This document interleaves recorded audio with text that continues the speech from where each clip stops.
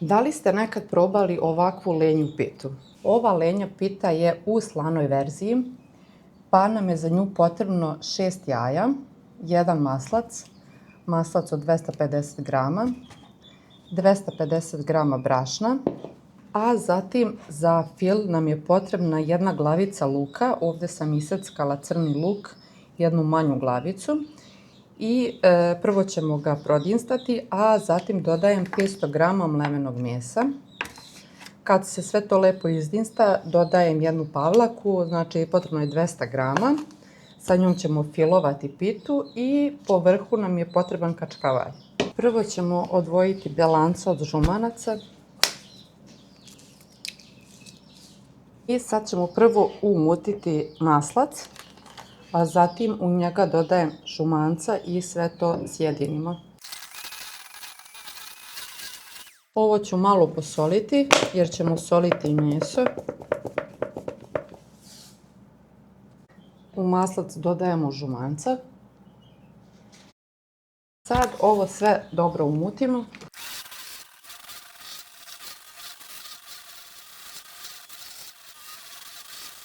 I sad ćemo umutiti posebno belanca u čvrst snijeg.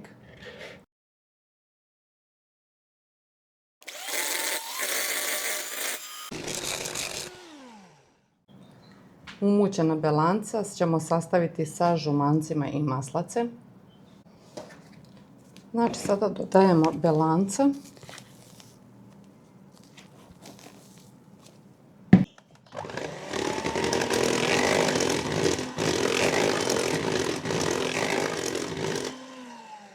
I sada dodajemo brašno postepeno i polako sjedinimo.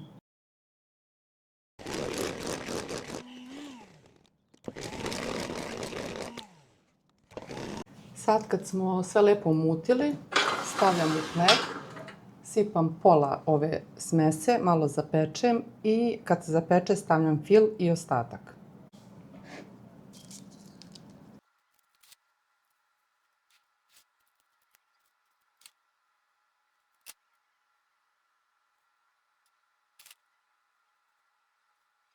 Rernu sam zagrejala na 200 i sad ću ovaj prvi deo peći.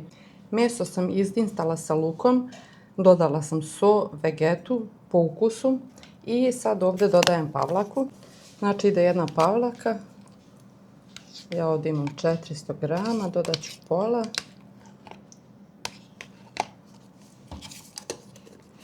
Meso mora biti ohlađeno. Sad ćemo to sjediniti. Ova polovina testa se zapekla oko 12-13 minuta na 180. Sad ovdje sipam meso.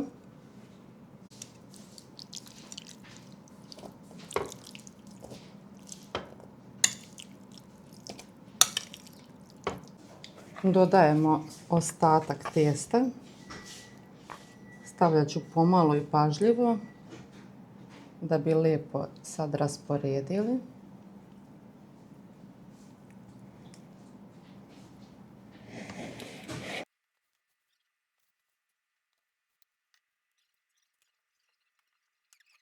Sad smo stavili ovaj drugi sloj i po njemu sipam kačkavalj. Isto ću je peći na 180 dok lijepo ne porumeni. Peći još 20 do 30 minuta u zavisnosti da li želite hrskaviju ili mekaniju koricu.